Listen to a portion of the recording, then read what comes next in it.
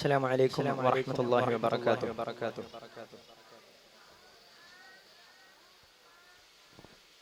ലോകത്ത് ഇന്ന് അല്ലെങ്കിൽ എക്കാലത്തും ചർച്ച ചെയ്തുകൊണ്ടിരിക്കുന്ന വിഷയമാണ് പ്ലാസ്റ്റിക് പൊളിറ്റിക്സ് എന്ന് പറയുന്നത്.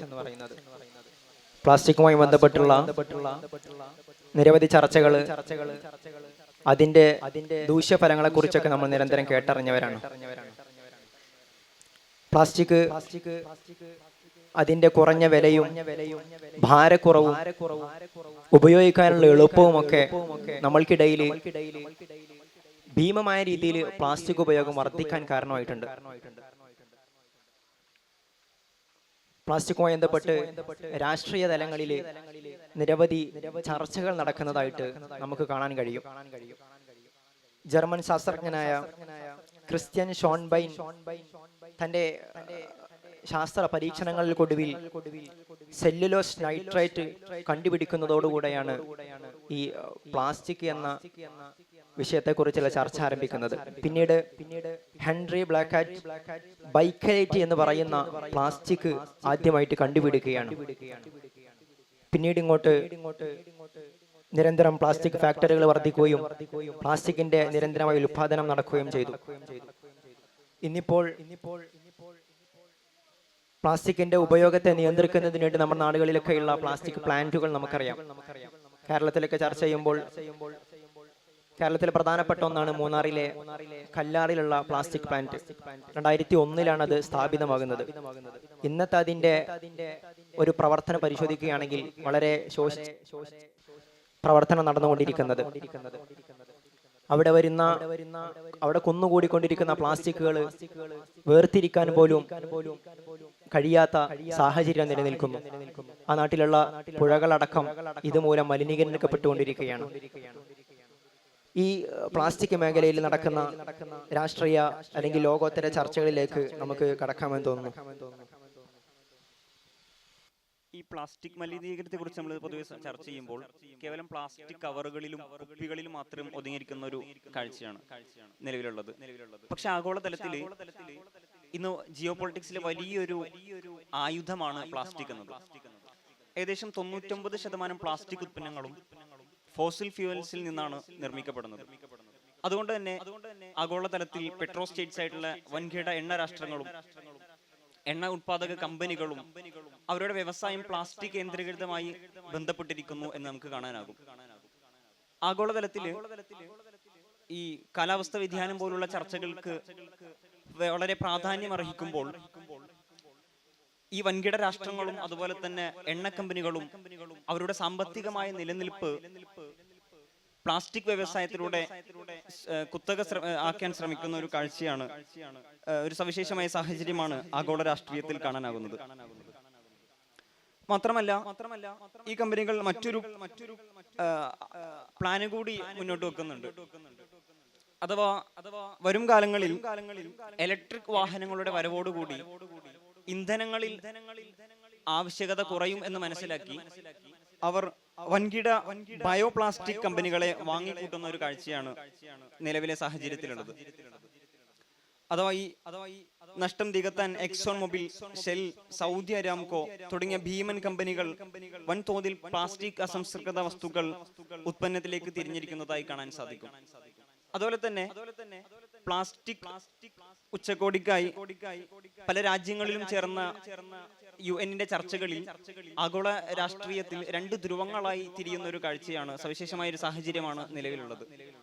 റുവാണ്ടയും നോർവേയും അടങ്ങുന്ന യൂറോപ്യൻ യൂണിയൻ ഇവയെ ശക്തമായി എതിർക്കുമ്പോൾ ഇപ്പുറത്ത് പെട്രോ സ്റ്റേറ്റ്സ് ആയിട്ടുള്ള റഷ്യയും ചൈനയും സൗദി അറേബ്യയും പോലുള്ള വൻകിട എണ്ണ രാഷ്ട്ര കമ്പനികൾ ഈ ഒരു വ്യവസായം അവരുടെ സ്വാധീന വലയത്തിലാക്കുകയും അതുപോലെ തന്നെ ഇതിന് റീസൈക്ലിംഗ് എന്ന പരിഹാരത്തിലൂടെ പരിഹരിക്കാം എന്നുകൂടി അവർ പറഞ്ഞു വെക്കുന്നുണ്ട്. എന്നാൽ ഇതൊന്നും ആഗോള രാഷ്ട്രീയ തലത്തിൽ വലിയ റീസൈക്ലിംഗ് എന്ന് പറയുന്നുണ്ടെങ്കിൽ പോലും അതത്ര വലിയ പരിഹാര മാർഗമായി വരുന്നില്ല എന്നതാണ് യാഥാർത്ഥ്യം. ഇതിനോട് ചേർത്ത് വായിക്കുമെന്ന് തോന്നുന്നു അമേരിക്കയിൽ തുടങ്ങി വെച്ച ഷെൽ ഗ്യാസ് ഖനനം, അതിന്റെ വർധനയോടുകൂടി ഈ പ്ലാസ്റ്റിക് നിർമ്മാണത്തിന് പ്രധാന അസംസ്കൃത വസ്തുവായ എഥൈൻ വളരെ വില കുറഞ്ഞ് മാർക്കറ്റുകളിൽ ലഭ്യമായി തുടങ്ങി.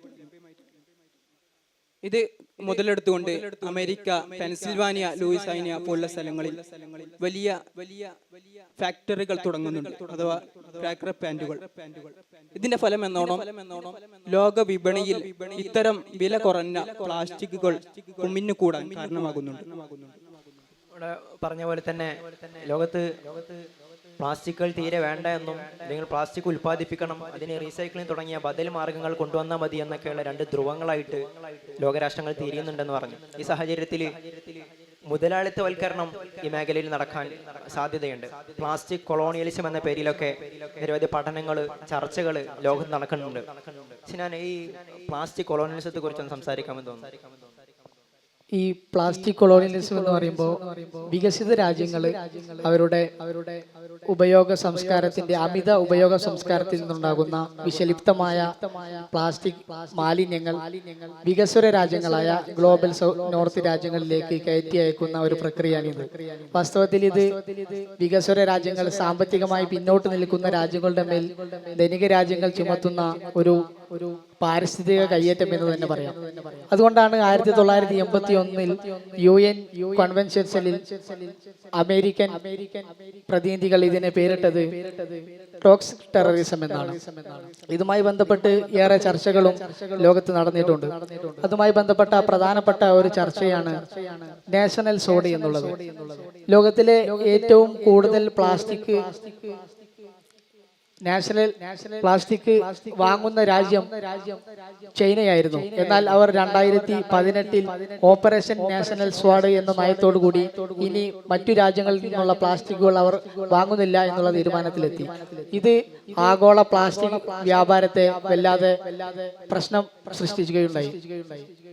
അതുവരെ ഈ അമേരിക്ക അതുപോലെ യൂറോപ്യൻ രാജ്യങ്ങളെല്ലാം ചൈനയിലേക്ക് പ്ലാസ്റ്റിക് കയറ്റി അയച്ച് കൈയെടുക്കുന്ന ഒരവസ്ഥയായിരുന്നു. പക്ഷേ ചൈന ഈ വാതിലടച്ചതോടെ അവരെല്ലാം ബുദ്ധിമുട്ടുന്ന പ്രതിസന്ധിയിലായ ഒരവസ്ഥ കാണാൻ കഴിഞ്ഞു. അതിനുശേഷം ഈ പാശ്ചാത്യ രാജ്യങ്ങൾ അവരുടെ മാലിന്യങ്ങൾ വിയറ്റ്നാം, മലേഷ്യ, തായ്ലാന്റ് പോലുള്ള തെക്ക് കിഴക്കൻ ഏഷ്യൻ രാജ്യങ്ങളിലേക്ക് അയക്കാൻ തുടങ്ങി. ഇതുമായി ബന്ധപ്പെട്ട് Chinese import ban and it's impact on global plastic waste trade പോലുള്ള നിരവധി പഠനങ്ങളും ലോകത്ത് നടന്നിട്ടുണ്ട്. ഇതിനുള്ള വ്യക്തമായൊരു ഉദാഹരണം പറയുകയാണെങ്കിൽ 2014 കാനഡ റീസൈക്ലിങ്ങിനുള്ള പ്ലാസ്റ്റിക് മാലിന്യങ്ങൾ എന്ന് പറഞ്ഞ് ഫിലിപ്പീൻസിലേക്ക് 103 ടണ്ണോളം പ്ലാസ്റ്റിക്കുകൾ കടത്തി. എന്നാൽ അവിടുത്തെ പരിശോധനകൾക്ക് ശേഷം അത് വെറും ഗാർഹിക മാലിന്യങ്ങളും ഡപ്പറുകളുമാണെന്ന് മനസ്സിലാക്കി. അങ്ങനെ ഫിലിപ്പീൻസ് പ്രസിഡന്റ് റോഡ്രിഗോ കാനഡയോട് നിങ്ങളിത് തിരിച്ചെടുത്തിട്ടില്ലെങ്കിൽ നിങ്ങളുമായി യുദ്ധം പ്രഖ്യാപിക്കുമെന്ന് പറഞ്ഞു. അങ്ങനെ കാനഡ അവരുടെ സ്വന്തം ചെലവിൽ അത് പിന്നോട്ടെടുക്കേണ്ട സാഹചര്യമെല്ലാം ഉണ്ടായിട്ടുണ്ട്. എന്നാൽ ഈ ചൈന ഈ ബന്ദ് നിരോധന കൊടുത്തതിന് ശേഷം ഇപ്പോൾ യൂറോപ്പിന്റെ പുതിയ ഡംപ് യാർഡ് എന്നൊക്കെ പറയാൻ പറ്റുന്ന രൂപത്തിൽ നമുക്ക് കാണാൻ കഴിയുന്നത് തുർക്കിയെയാണ്. യൂറോപ്യൻ യൂണിയന്റെ ഏറ്റവും കൂടുതൽ പ്ലാസ്റ്റിക്കുകൾ ഇപ്പോൾ കുന്നുകൂടി കിടക്കുന്നത് തുർക്കിയിലാണ്. അവിടുത്തെ നദീതീരങ്ങളും കർഷക ഭൂമിയെല്ലാം ഈ വേസ്റ്റുകളെ കൊണ്ട് കുന്നുകൂടി കിടക്കുകയാണെന്ന് ഗ്രീൻ പീസ് എന്ന് പറയുന്ന ഒരു മാധ്യമം പറഞ്ഞു വെക്കുന്നുണ്ട്. 2019 ബേസൽ കൺവെൻഷൻ ഭേദഗതി പ്രകാരം ഈ അനധികൃതമായ മാലിന്യ കയറ്റുമതി വ്യക്തമായി നിയന്ത്രിക്കുന്നുണ്ട് എന്നെങ്കിൽ പോലും നിയമത്തിലെ പഴുതുകൾ ഉപയോഗിച്ച് ഇപ്പോഴും അനധികൃതമായി ഇത് നടക്കുന്നുണ്ട് എന്ന് നമുക്ക് കാണാൻ കഴിയും. ഈ പ്ലാസ്റ്റിക് കൊളോണിയലിസം പോലത്തെ അതിപ്രധാന പ്രശ്നങ്ങളെ ചൈനയിൽ നടന്ന പരാമർശിക്കപ്പെട്ട പോലെ സ്വാഡ് ആ നയത്തിലൂടെ അവര് നാട്ടിലേക്ക് വന്ന പ്ലാസ്റ്റിക്കുകളെ ചേർത്ത് നിർത്തിയിട്ടുണ്ട്. ഇതിന് പുറമെ ലോകത്ത് ഒരുപാട് ഈ പ്ലാസ്റ്റിക് നിരോധിക്കുന്ന അർത്ഥത്തിൽ, അതിന്റെ ഉപയോഗം കുറക്കുന്ന അർത്ഥത്തിൽ നിരവധി നയങ്ങൾ UN അടക്കമുള്ള സംഘടനകളുടെ നേതൃത്വത്തിൽ ഒരുപാട് നയങ്ങളും ആക്ടുകളൊക്കെ കൊണ്ടുവരുന്നുണ്ട്. പക്ഷെ ഇതൊന്നും ഉൾവഹിച്ച് പ്രാവർത്തികമാക്കുന്നതായിട്ട് പ്രധാനപ്പെട്ട വികസിത രാജ്യങ്ങൾ നമുക്ക് കാണാൻ കഴിയുന്നില്ല. മറിച്ച് അവിടെ പ്ലാസ്റ്റിക് ക്യാപ്ചറിങ് എന്ന അർത്ഥത്തിൽ ഈ നിയമവ്യവസ്ഥകളെ അവരുടെ വഴിക്ക് വിടുകയും അതൊന്നും അതിക്കൊന്നും ഞങ്ങൾ ബാധകമല്ല എന്ന രൂപത്തിൽ പ്ലാസ്റ്റിക് ക്യാപ്ചറിങ് ഈ മേഖലയിൽ നടക്കുന്നെന്ന് തോന്നുന്നു. അതിനെക്കുറിച്ചൊന്ന് സവാദ് പറയാമെന്ന് തോന്നുന്നു. അതെ, കോർപ്പറേറ്റ് ക്യാപ്ചർ അഥവാ മുതലാളി വൽക്കരണം എന്ന് പറയുന്നത് ഈ പ്ലാസ്റ്റിക് മേഖലയിലും നടക്കുന്നുണ്ട്. വലിയ വലിയ നിർമ്മാണ കമ്പനികൾ, അതുപോലെ സർക്കാർ നയങ്ങൾ, നിയമങ്ങൾ, നിയമനിർമ്മാണ കമ്പനികൾ പോലുള്ളവ ഇത്തരം കാര്യങ്ങൾ അവർക്ക് കീഴിൽ കൊണ്ടുവരുന്നതിനാണ് യഥാർത്ഥത്തിൽ കോർപ്പറേറ്റ് ക്യാപ്ചർ എന്ന് വിളിക്കുന്നത്. ഈ ലക്ഷ്യത്തിന് അവർ പ്രധാനമായും ഉപയോഗിക്കുന്ന യന്ത്രം എന്നുള്ളത് ഗ്രീൻ വാഷിംഗ് എന്നാണ്. അഥവാ പരിസ്ഥിതി സൗഹൃദമായ പ്രവർത്തനങ്ങൾ എന്ന് വെച്ചാൽ സസ്റ്റൈനബിലിറ്റി ലക്ഷ്യമെന്നോ മറ്റെന്തോ ആയി അവർ തെറ്റായ പ്രചരണങ്ങൾ പ്രചരിപ്പിക്കുക. വലിയ കമ്പനികൾ 2030, 2050 നെറ്റ് സീറോ പദ്ധതികൾ പ്രഖ്യാപിച്ചു കഴിഞ്ഞു. നെറ്റ് സീറോ പദ്ധതി എന്ന് പറഞ്ഞാൽ പരിസ്ഥിതിക്ക് മോശകരമാകുന്ന വസ്തുക്കൾ നിർമ്മിക്കുന്നവർ തന്നെ സമാനമായ പരിസ്ഥിതി സൗഹൃദമായ കൃഷി പോലത്തെ കാര്യങ്ങൾ മറ്റെവിടെയെങ്കിലും നടപ്പാക്കുക. ഇതിനാണ് നെറ്റ് സീറോ പദ്ധതി എന്ന് പറയുന്നത്. എന്നാൽ യഥാർത്ഥത്തിൽ ഇത്തരം വാദിക്കുന്നവർ ഈ പദ്ധതികളിൽ സൂക്ഷ്മമായി കടന്നു കയറുന്നില്ല എന്നുള്ളതാണ്. അവിടെ പ്രധാന സംരംഭങ്ങൾ ഖനനങ്ങൾ, പൈപ്പ് ലൈൻ, പ്രോട്ടോകെമിക്കൽ എന്നീ സംരംഭങ്ങളാണ്. ഇവർ ഇത്തരം കാർബൺ ഓഫ്സെറ്റ് എന്ന നമ്മൾ ഉണ്ടാക്കുന്ന മലിനീകരണങ്ങൾ മറ്റെവിടെങ്കിലും വാദിക്കുമ്പോൾ അതിന്റെ കണക്കുകൾ കൈകാര്യങ്ങൾ ക്രിയാത്മകമായി തുടരുന്നില്ല എന്നുള്ളതാണ്. ഈ പ്ലാസ്റ്റിക്കിന്റെ മാർക്കറ്റിങ്ങോ ബന്ധപ്പെട്ട് ഇവിടെ പരാമർശിച്ച ഗ്രീൻ വാഷിംഗ്, അതിനോട് കൂടെ ഒരു പുതിയ അപ്ഡേഷന് കൂടി ചേർത്ത് പറയാൻ തോന്നുന്നു. പഴയ കാലത്തൊക്കെ ഇത്തരം പ്രൊഡക്റ്റുകളിൽ എക്കോ ഫ്രണ്ട്ലി, ഗ്രീൻ, ക്ലീൻ തുടങ്ങിയ വാചകങ്ങളൊക്കെ ആയിരുന്നു എഴുതി കണ്ടിരുന്നത്. എന്നാൽ പുതിയ കാലത്ത് net zero by 2025, science based targets, ESG rating high, അതുപോലെ തന്നെ ഈ ക്ലൈമറ്റ് ഫ്രണ്ട്ലി തുടങ്ങിയ പുതിയ കുറച്ച് ടേമുകളൊക്കെ ഉപയോഗിച്ച് ആളുകളെ കബളിപ്പിക്കുന്ന രീതി കണ്ടുവരുന്നുണ്ട്. യഥാർത്ഥത്തിൽ ഈ പൂർണ്ണാർത്ഥത്തിൽ പ്ലാസ്റ്റിക് പ്രൊഡക്റ്റ് ആണെന്നും ഇത്തരം എഴുത്തിലൂടെ വരുന്ന പ്രൊഡക്റ്റുകൾ തന്നെ പല പഠനങ്ങളിലും സാധാരണ പ്ലാസ്റ്റിക്കുകൾ പോലെ തന്നെ മണ്ണിൽ അലിഞ്ഞു ചേരുന്നില്ല എന്നുള്ള പഠനങ്ങളൊക്കെ ഈ വിഷയത്തിൽ നമുക്ക് കാണാൻ കഴിയും. മറ്റൊന്ന് ഈ പ്ലാസ്റ്റിക് മേഖലയിൽ ചർച്ച ചെയ്യുമ്പോൾ അതിൻ്റെ ഒരു പ്ലാസ്റ്റിക് എത്തിക്സ്, നൈതിക വശങ്ങൾ കൂടെ ഒന്ന് ചർച്ച ചെയ്യാമെന്ന് തോന്നുന്നുണ്ട്.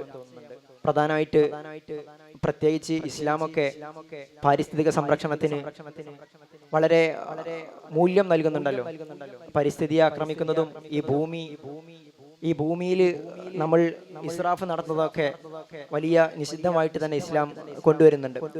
പ്ലാസ്റ്റിക് നൈതികതയെക്കുറിച്ച് സിനാന് സംസാരിക്കാം. ഈ പ്ലാസ്റ്റിക് എത്തിക്സ് എന്ന് പറയുമ്പോൾ പ്ലാസ്റ്റിക്കിന്റെ ഉൽപാദനം, വിപണനം, ഉപയോഗം, മാലിന്യ നിർമ്മാർജ്ജനം, ഈ 4 ഘട്ടങ്ങളിലും നൈതിക വശങ്ങളെ ഉൾപ്പെടുത്തി ആവണം ഇത് ചെയ്യേണ്ടത് എന്നാണ് പ്ലാസ്റ്റിക് എത്തിക്സ് മുന്നോട്ട് വെക്കുന്ന ആശയം. നമ്മൾ ചർച്ച ചെയ്ത ഈ രാഷ്ട്രീയ പ്രശ്നങ്ങളിലെല്ലാം ഈ നൈതിക തലത്തെ നിന്ദിക്കപ്പെടുന്ന ഒരു അവസ്ഥയാണ് നമ്മൾ കാണാൻ കഴിഞ്ഞിട്ടുള്ളത്. ലാഭം മാത്രം ലക്ഷ്യമാക്കിക്കൊണ്ട് നിരന്തരമായ അനാവശ്യമായ ഉൽപാദനമാണ് വാസ്തവത്തിൽ ഇതിന് കാരണമാക്കുന്നത്. ദാരിദ്ര്യ രാജ്യങ്ങളിലേക്കുള്ള പ്ലാസ്റ്റിക്കിന്റെ അമിതമായ മാലിന്യ കയറ്റുമതി പാരിസ്ഥിതിക നീതിയെ നേരിട്ട് ലംഘിക്കുന്നതിന് സമാനമാണ്. മാത്രമല്ല ഈ പ്ലാസ്റ്റിക് റീസൈക്ലിംഗ് ചെയ്യാൻ സംവിധാനമില്ലാത്ത പ്ലാസ്റ്റിക്കുകളെ വെറും പരസ്യങ്ങളിൽ മാത്രം എക്കോ ഫ്രണ്ട്ലി എന്നൊരു പേരിട്ട് വിളിക്കുന്നത് ശരിക്കും വാസ്തവത്തിൽ ഉപഭോക്താവിനെ വഞ്ചിക്കുന്നതിന് സമാനമാണ്. പ്ലാസ്റ്റിക് ഉണ്ടാക്കുന്ന നാശത്തിന്റെ വലുപ്പം ഈ സമയത്ത് നമ്മൾ കണ്ടില്ലെന്ന് നടിക്കുകയാണ്. ഇവിടെ ഖുർആൻ നമ്മോട് പറയുന്നത് അൽ ഇൻസാനു ഖലീഫത്തുൻ ഫിൽ അർള്, മനുഷ്യൻ ഭൂമിയുടെ സംരക്ഷകരാണ്. ഭൂമിയും പരിസ്ഥിതിയും സംരക്ഷിക്കൽ നമ്മുടെ ഉത്തരവാദിത്തമാണ്. അനാവശ്യമായ അമിതമായ ഉൽപാദനവും ഇതിന്റെ ഉപയോഗവുമാണ് ഇത്തരത്തിലുള്ള ഒരു സാധ്യത, ഈ അവസ്ഥ വരുത്തിവെക്കാൻ കാരണമാകുന്നത് എന്ന് പറഞ്ഞു നോക്കുന്നു. എത്തിക്സ് സംസാരിക്കുമ്പോൾ തന്നെ മാനവിക പ്രശ്നങ്ങൾ നിരവധി പ്രശ്നങ്ങൾക്ക് ഈ പ്ലാസ്റ്റിക് കാരണമാകുന്നത് പോലെ തന്നെ നമ്മുടെ മറ്റു മനുഷ്യേതര ജീവികൾക്ക് ഇത് നമുക്ക് ഉൾപ്പെടുത്തി പറയാൻ പറ്റും. കഴിഞ്ഞ വർഷം പാലക്കാട് ജില്ലയിൽ ഒരു ആന ചരിഞ്ഞതിൽ പോസ്റ്റ്മോർട്ടം റിപ്പോർട്ട് വന്നത് അതിന്റെ വയറ്റിൽ ഒരു ബാഗ് ഉണ്ടായിരുന്നു. ഇങ്ങനെ ഒരുപാട് ജീവികൾ, നേരത്തെ പരാമർശിക്കപ്പെട്ട പ്ലാന്റുകൾ, മൂന്നാർ പ്ലാന്റുകളിലൊക്കെ നിരന്തരം ആന വരികയും, ആന മാത്രമല്ല മറ്റു ജീവികളൊക്കെ വരികയും ഭക്ഷണം തേടി വന്നുകൊണ്ട് പ്ലാസ്റ്റിക് ഭക്ഷിക്കുന്ന രീതി ഇത് അവരുടെ ആവാസ വ്യവസ്ഥ നശിക്കുന്നതിന് കാരണമാകുന്നുണ്ട്. തിമിംഗലങ്ങളൊക്കെ വൻ മത്സ്യങ്ങളും ഇതിന് ഇരയാകുന്നു എന്നുള്ളത് യാഥാർത്ഥ്യമാണ്. കടലിൽ നിരവധി മത്സ്യങ്ങൾ ഇതുമൂലം ചത്തൊടുങ്ങുന്നുണ്ട് എന്നുള്ളത്. അതുപോലെ തന്നെ ഈ പ്ലാസ്റ്റിക്കുകളുടെ രാഷ്ട്രീയങ്ങളൊക്കെ ചർച്ച ചെയ്ത് അതിനുള്ള കൂടെ തന്നെ പ്ലാസ്റ്റിക് മേഖലയിൽ ഇന്ന് വളരെ മർമ്മപ്രധാനമായിട്ട് നടക്കുന്ന ഒരു ചർച്ചയുണ്ട്. മൈക്രോ അല്ലെങ്കിൽ നാനോ പ്ലാസ്റ്റിക്കുകളെ കുറിച്ചുള്ള ചർച്ചയാണത്. പ്ലാസ്റ്റിക്കിന്റെ മറ്റൊരു മുഖം കൂടിയാണിത്. പ്ലാസ്റ്റിക് നമ്മൾ അറിയാതെ കേവലം കടയിൽ പോയിട്ട് പ്ലാസ്റ്റിക് വാങ്ങുക, ഉപയോഗിക്കുക എന്നതിലപ്പുറം നമ്മൾ കഴിക്കുന്ന ഫാസ്റ്റ് ഫുഡ് ഭക്ഷണങ്ങളിൽ നിന്നൊക്കെ അല്ലെങ്കിൽ വായുവിൽ നിന്നുകൂടെ നമ്മുടെ ശരീരത്തിലകത്ത് ഈ മൈക്രോ പ്ലാസ്റ്റിക്കുകൾ എത്തിച്ചേരുന്നുണ്ട്. ഇതിനെക്കുറിച്ചുള്ള ചർച്ചകൾ ലോകത്ത് ആരംഭിക്കുന്നതേ ഉള്ളൂ. പല രാജ്യങ്ങളും അതിന്റെ തെളിവ് അത്ര കണ്ട് ലഭിച്ചിട്ടില്ല എന്നൊക്കെ പറഞ്ഞ് നിരാകരിക്കുന്ന ഒരു സാഹചര്യം കൂടി കണ്ടുവരുന്നുണ്ട്. ഈ മൈക്രോ പ്ലാസ്റ്റിക് കഴിഞ്ഞ വർഷം ഇന്ത്യയിൽ ഹൃദയാഘാതം മൂലം മരിച്ച 50% ആളുകളുടെ ശരീരത്തിൽ 5 മുതൽ 6 വരെ ശതമാനം മൈക്രോ പ്ലാസ്റ്റിക്കുകൾ കണ്ടെത്തിയിട്ടുണ്ട് എന്നത് പഠനങ്ങൾ തെളിയിക്കുന്നുണ്ട്. അപ്പോൾ ഇത്തരം മൈക്രോ പ്ലാസ്റ്റിക്കുകളെ കൂടെ ചർച്ച ചെയ്യുന്ന സാഹചര്യത്തിൽ നമ്മൾ ജീവിതത്തിൽ പുകർത്തേണ്ട അല്ലെങ്കിൽ നൈതികമായിട്ട് നമ്മൾ ഉൾക്കൊള്ളേണ്ട പ്ലാസ്റ്റിക്കിന്റെ വശങ്ങൾ തിരിച്ചറിയേണ്ടതുണ്ട്. കേവലം ഒരു പ്ലാസ്റ്റിക് വാങ്ങി ഉപയോഗിക്കുമ്പോൾ അതിനെ മണ്ണിലേക്ക് വലിച്ചെറിയാതെ റീസൈക്ലിംഗ് സാധ്യമാക്കുക.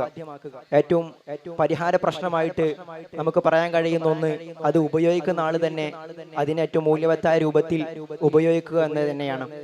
കേവലം പ്ലാസ്റ്റിക് ഉപയോഗിച്ച് മണ്ണിൽ വലിച്ചെറിയുന്നതിന് പകരമായിട്ട് പ്ലാസ്റ്റിക് റീസൈക്ലിങ്ങിന് സാധ്യമാകുന്ന രൂപത്തിൽ അതിനെ ഉപയോഗപ്പെടുത്തുക, മറ്റ് ആവശ്യങ്ങൾക്ക് വേണ്ടി ഉപയോഗപ്പെടുത്തുക, അതിന്റെ ഉപയോഗം പരമാവധി ചുരുക്കുക. നേരത്തെ പറഞ്ഞതുപോലെ പേപ്പർ തുടങ്ങിയ ബദൽ സംവിധാനങ്ങളിലേക്ക് കൂടി തിരിയുക എന്നതുകൂടി ഇതിനോട് കൂടെ ചേർത്ത് വായിക്കാം. അവസാനമായിട്ട് ഒരു ചോദ്യം ചോദിച്ച് നമുക്ക് നിർത്താമെന്ന് തോന്നുന്നു. ബദൽ സംവിധാനങ്ങൾ പറഞ്ഞപ്പോൾ പ്ലാസ്റ്റിക് തീരെ തന്നെ ഉപയോഗിക്കാതെ അതിനൊരു ബദൽ സംവിധാനം നമുക്കിന്ന് സാധ്യമാണോ എന്നതിനെ കുറിച്ച് സംസാരിക്കാൻ തോന്നുന്നു. അത്തരം ചർച്ചകൾ ആഗോളതലത്തിൽ വളരെ ശക്തമായി നടക്കുന്നുണ്ടെങ്കിൽ പോലും അത് പലപ്പോഴും അവതാളത്തിലാവുന്ന ഒരു കാഴ്ചയാണ് നമുക്ക് കാണാനാകുന്നത്. അഥവാ പ്ലാസ്റ്റിക് നിരോധനം ആഗോളതലത്തിൽ വൻ ചർച്ചയാകുമ്പോൾ മറ്റൊരു വിപണി കൂടി തുടർന്നു വരുന്ന ഒരു സവിശേഷ സാഹചര്യമാണ് നിലവിലുള്ളത്. അഥവാ പരമ്പരാഗത പ്ലാസ്റ്റിക്കിന് പകരം ബയോപ്ലാസ്റ്റിക്സ്, പ്ലാന്റ് ബേസ്ഡ്, അതുപോലെ തന്നെ പേപ്പർ അധിഷ്ഠിത ഉത്പന്നങ്ങളുടെ വലിയൊരു വിപണി തന്നെ ഈ ഒരു മേഖലയിൽ തുറന്നു വരുന്നുണ്ട്. എന്നാൽ ഈ ഒരു ഹരിതമാറ്റം യഥാർത്ഥത്തിൽ പാരിസ്ഥിതിക നൈതികതയ്ക്ക് ചേർന്നതാണോ, അല്ലെങ്കിൽ അവരുടെ എണ്ണോത്പാദക കമ്പനികൾക്ക് പുതിയൊരു സാമ്പത്തികമായ നിലനിൽപ്പിന് പുതിയൊരു വിപണി രൂപപ്പെടുത്തുന്നതാണോ എന്നൊരു ചോദ്യം ഗൗരവമേറിയ തന്നെയാണ്. ലോകം ഫോസിൽ ഇന്ധനങ്ങളിൽ നിന്ന് മാറി ചിന്തിക്കുമ്പോൾ പെട്രോളിയം കമ്പനികൾ അവരുടെ സാമ്പത്തികമായ നിലനിൽപ്പിന് ബയോപ്ലാസ്റ്റിക്സ് കമ്പനികളെ വാടകയ്ക്കെടുക്കുക അല്ലെങ്കിൽ വാങ്ങിക്കൂട്ടുന്നത് നമുക്ക് കാണാൻ സാധിക്കുന്നുണ്ട്. ഉദാഹരണത്തിനായി ഫ്രഞ്ച് കമ്പനിയായിട്ടുള്ള ടോട്ടൽ എനർജീസ് ബയോപ്ലാസ്റ്റിക് കമ്പനി നിർമ്മാതാക്കളായ കാർബിയണുമായി ചേർന്ന് പ്രവർത്തിക്കുന്നത്, വലിയ പ്ലാന്റുകൾ നിർമ്മിക്കുന്നത് സമീപകാല റിപ്പോർട്ടുകളിൽ നമുക്ക് കാണാൻ സാധിക്കുന്നതാണ്. ഇതിലൂടെ പഴയ പ്ലാസ്റ്റിക് നിർമ്മാതാക്കൾ അഥവാ കമ്പനികൾ തന്നെ പുതിയ വിപണിയെയും എക്കോ ഫ്രണ്ട്ലി എന്ന വിധത്തിൽ നിയന്ത്രിക്കുന്ന ഒരു സവിശേഷ സാഹചര്യമാണ് നിലവിലുള്ളത്. അതോടൊപ്പം തന്നെ കൂട്ടിവായിക്കാൻ പറ്റുന്ന മറ്റൊരു കാര്യമാണ് കമ്പോസ്റ്റബിൾ പ്ലാസ്റ്റിക് എന്ന ഒരു ലൈ അഥവാ ഒരു തട്ടിപ്പ്.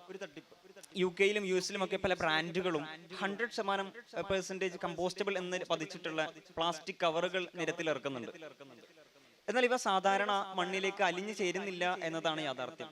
അഥവാ ഇത്തരം വലിയ പ്ലാന്റുകളിൽ ചെന്ന് വൻതോതിലുള്ള ബാഷ്പീകരണം നടത്തിയാൽ മാത്രമേ ഇവ നശിക്കുകയുള്ളൂ എന്നതുകൂടി പഠനങ്ങൾ ചൂണ്ടിക്കാണിക്കുന്നുണ്ട്. അഥവാ മൊത്തത്തിൽ പറഞ്ഞു വെക്കുന്നത്, ഇത്തരം ചർച്ചകൾ വലിയ തരത്തിലേക്കുള്ള ഒരു വിപ്ലവാത്മക മാറ്റത്തിലേക്ക് മാറുന്നില്ല, കേവലം ഒരു ചർച്ച മാത്രമായി പര്യവസാനിക്കുന്നു എന്നതാണ് നമുക്ക് കാണാൻ സാധിക്കുന്നത്. ഓക്കെ, ഇവിടെ നമ്മുടെ ബദൽ മാർഗങ്ങളെ കുറിച്ച് അന്വേഷിക്കുമ്പോൾ തന്നെ നിരവധി നേരത്തെ പരാമർശിക്കപ്പെട്ടതുപോലെ കാർബണിന്റെ അല്ലെങ്കിൽ പ്ലാസ്റ്റിക്കിന്റെ 90%-ലേറെയും ക്രൂഡ് ഓയിലുകളിൽ നിന്നാണ് ഉൽപ്പാദിപ്പിക്കുന്നത്. അതുകൊണ്ട് തന്നെ ഇന്നത്തെ ക്രൂഡ് ഓയിൽ വികസിത ഒറ്റയടിക്ക് പ്ലാസ്റ്റിക് ഉൽപാദനം നിർത്തുക എന്ന് പറയുന്നതൊന്നും ഉൾക്കൊള്ളാനോ അല്ലെങ്കിൽ പ്രാവർത്തികമാക്കാനോ സാധ്യമല്ല എന്നുള്ള കാര്യം നമ്മൾ ഉൾക്കൊള്ളേണ്ടതുണ്ട്. നമ്മുടെ ജീവിതത്തിൽ നമ്മൾ ഉപയോഗിക്കുന്ന പ്ലാസ്റ്റിക്കുകൾ, നേരത്തെ പറഞ്ഞതുപോലെ പ്ലാസ്റ്റിക് ഉപയോഗിക്കുന്നതിൽ നമ്മൾ നിയന്ത്രണം കൊണ്ടുവരിക എന്നത് തന്നെയാണ് ഇതിന്റെ ഏറ്റവും പരിഹാരം. രാഷ്ട്രീയ തലത്തിൽ നടക്കുന്ന ചർച്ചകളൊക്കെ ഇവിടെ നടന്നു. നൈതിക പ്രശ്നങ്ങളെക്കുറിച്ചും ഉന്നയിക്കുകയുണ്ടായി. നമുക്ക് അവസാനിപ്പിക്കാമെന്ന് തോന്നുന്നു. അസ്സലാമു അലൈക്കും വറഹ്മത്തുള്ളാഹി വബറകാതുഹു.